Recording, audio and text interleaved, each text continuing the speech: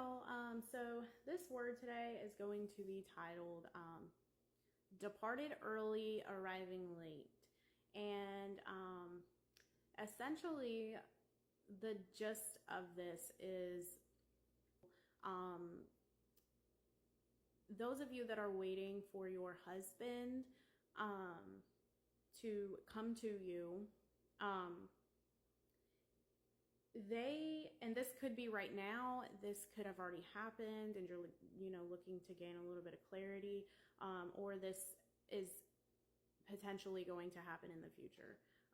But this person, this man, this husband that God is sending to you, is sending them back early.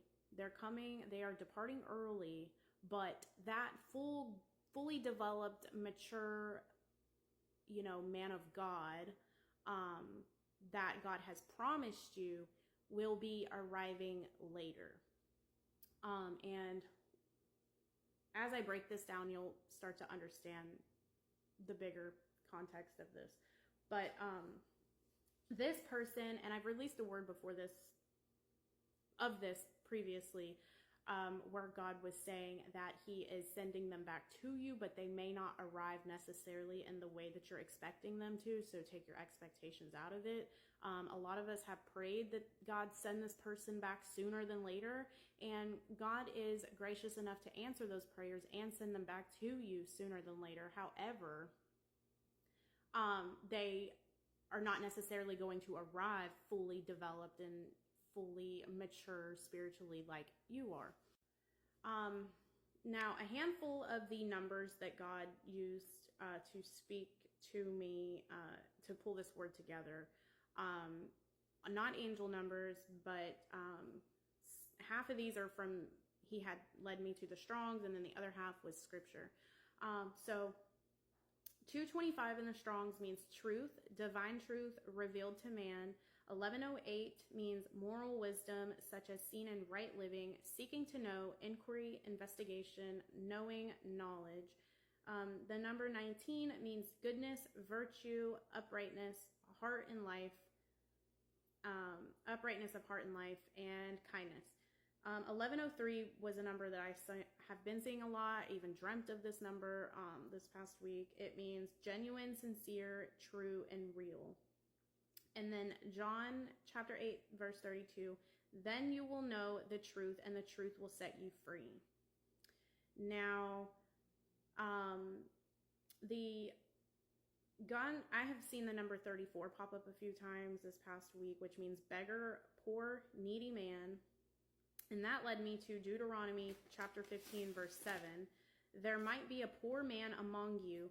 He might be in one of the towns of the land the Lord your God is giving you, but give freely to him. Freely lend him whatever he needs.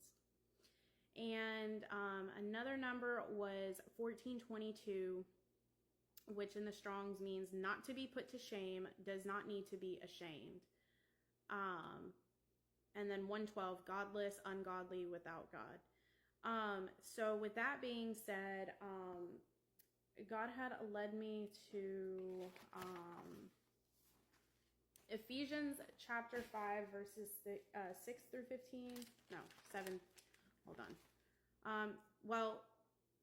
Just chapter 5 in general, okay? It's living in the light. So you're God's children whom he loves. Try to be like God. Live a life of love. Love other people just as Christ loved us. Christ gave himself for us. He is a sweet smelling offering and sacrifice to God. And then if you go down to chapter 7, it says, so have no part with them. In the past you were full of darkness, but now you are full of light in the Lord. So live like children who belong to the light. Light brings every kind of goodness, right living, and truth. Light brings every kind of goodness, right living, and truth. Try to learn what pleases the Lord. Do not do the things that the people in dark do, that bring nothing good, but do good things to show that the things in darkness are wrong.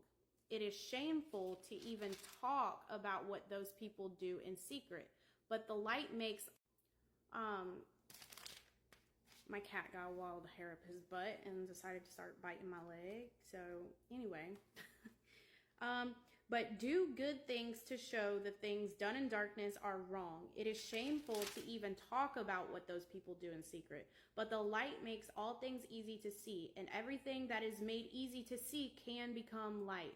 This is why it said, wake up, sleeper, rise from death, and Christ will shine on you. So what he's saying with this, this person, this husband is not, for who this is for, returning to you fully matured, fully developed in Christ. But you are not, and if they've come back to you and you guys have been in communication and talking, but they're not 100%, and you're asking God, like, this person is still doing X, Y, and Z, but I thought you said, so how are they how are they? God is saying you're not to judge them, you're not to put them to shame, you're not to judge the things that they're doing wrong. By you continuing to live an upright life, by you continuing to be a person of virtue, doing what is right through your walk, you are shining your light into those dark places that will help set them free and deliver them and teach them and grow them and help them grow and mature into that man of God that God is leading them up into becoming. Like I said, a beggar, poor, needy man. There might be a poor man among you. And I don't believe this to be him speaking on financially poor, this person. They may have money. They're spiritually poor, right? He might be in the towns of the land that the Lord your God is giving you, but give freely to him. Feed him spiritual wisdom. Galatians chapter 5, verse 22, he also brought me to. But the Spirit gives love, joy, peace, patience, kindness, goodness, faithfulness, gentleness, self-control. So by you showing those things and by you living a life that's upright and doing all of these things, you are being the example, you're setting the example so that they learn through you how to live in those ways.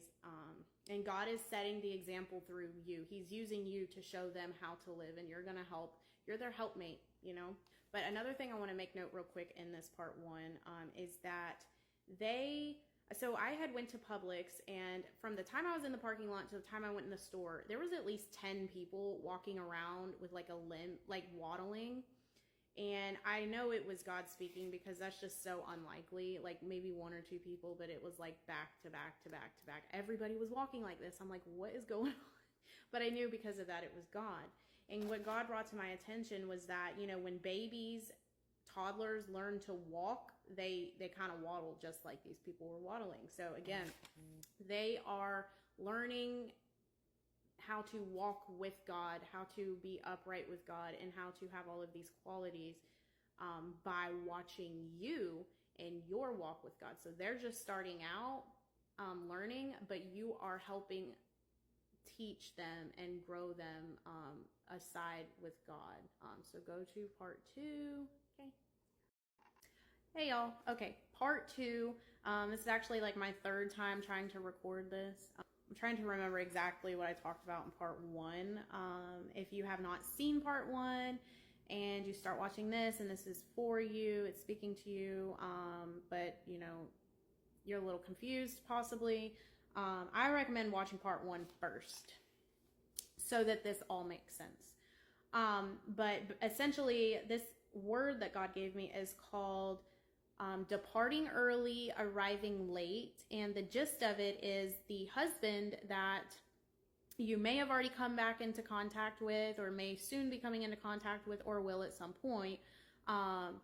They are, coming back into your life early. This communication, they're coming back early. But they are not necessarily coming back fully matured, fully developed, spiritually, and all of the ways that God has, told you that they were going to be at some point. that will arrive later on. So, which is a word that I had released several weeks ago. God was talking about a package arriving, and it may not arrive in the way that you're expecting. So take your expectations out of it. So yeah, that's part one. And then this is part two. And so I'll just leave off where I was at. Basically, there was a license plate that had my spouse's initials on it and some other things. And the number on this license plate was 5543. And 5543 in the Strong's Concordance means good, gentle, pleasant, kind, well-fitted, and useful. And then what he gave me with the letters that was on this was time to teach. There was T's on it. So time to teach. It's time to, just like in part one, you are helping through your walk with God and through the way that you live, showing the fruits of the Spirit, showing gentleness, kindness, just living upright, living a life of virtue, living, showing patience, showing forgiveness, all of the things.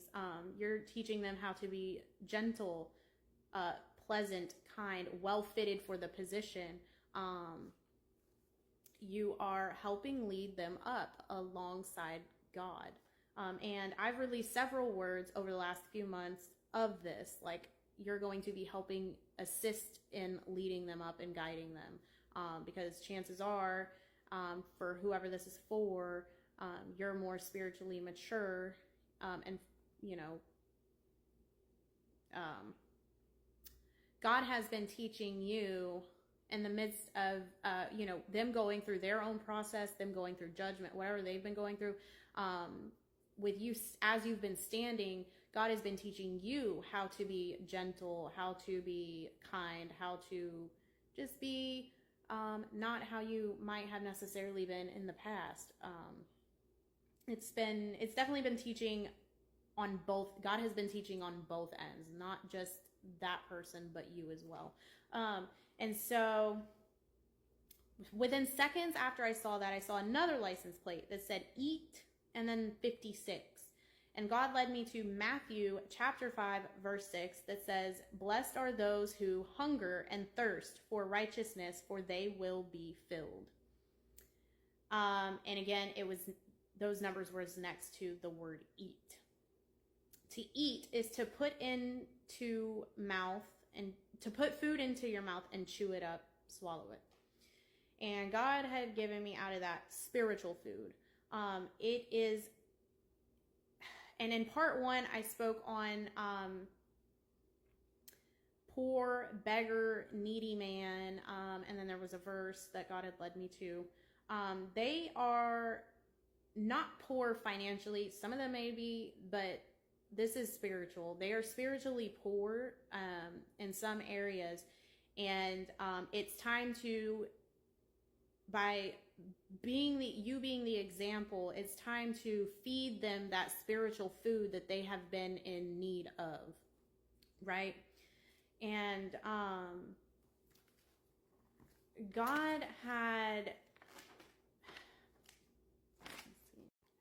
I had been seated at a table last week, and this table number, I was out somewhere, and this table number was 99-8. And in the Strong's, it means discernment, truth, understanding, helping, helper, bringing the right aid in time to meet an urgent, real need. And it brought me to 1 Corinthians chapter 5, verse 8. Therefore, let us keep the feast not with the old bread leavened with malice and wickedness, but with the unleavened bread of sincerity and truth. So God is essentially sitting this person down at this table with you, this table filled with truth, all of the things that you have been taught how to do, how to behave, how to present yourself, all of those things that God has been teaching you in sincerity and truth. It's now time for you to sit at this table and feed them that spiritual food. That's that wisdom, all of those things. They're going to be learning how to walk with God and how to live an upright, righteous life through your walk and the way that you present yourself, and the things that you do, the things that you say, the way that you behave yourself, and so God had also, every 2 weeks, the coffee shop I go to, they get new stickers in. Like, they get 2 new stickers a month. So the 1st and the 15th of the month. And this past week, the sticker actually, I got 2 of them. Normally I only get 1. You get 1 free sticker, but my kids like to get the stickers. I don't really need to get into all of that. But anyway, the sticker it said, let's roll. And God used that. And basically, let's roll, the meaning of that, it basically is to tell someone to start doing something. It says, use as a command to start an activity, mission, or project. So it is time to start feeding them that spiritual food, showing them, God is bringing them back. You're seeing the work you will see the work that God has done in them for sure, but it's not going to be 100%. And it's up to you to help assist them and bringing them, to that place. And God also had been showing me the number 812, which in the Strong's means to be out of order, out of proper arrangement. So this whole process is actually not going to be happening necessarily in the order that you thought, that you had imagined. It's happening in a completely different order. But God said, and then another number was 718, to join oneself to in marriage. And then another number he had given me was 648, which means unripe, not grown up. And then late was next to that, which is, this person is currently not fully grown up. This unripened, not ready, completely ready yet, but they will be through watching you and the way that you behave. So make sure that you're doing what you need to do and living, upright, and they're going to become this man of God that God has promised you, but it's going to be in stages, and it's happening in stages. It's not something that just happens overnight. So, be patient, showing them grace, showing them patience, kindness, just loving them in the ways that God has loved you. And this will happen gradually. And you're there to help them. You're their helpmate, And so this is part 2. If you have not seen part 1, I recommend going back to watch that so that this all ties in together. But if you feel led to sow, my information is there, and I just pray that this gets to the people it needs to get to at the right time. And of course, take everything back to God and sit with God on it. But I pray that y'all have a blessed day, and I will see y'all in my next video. Okay, bye.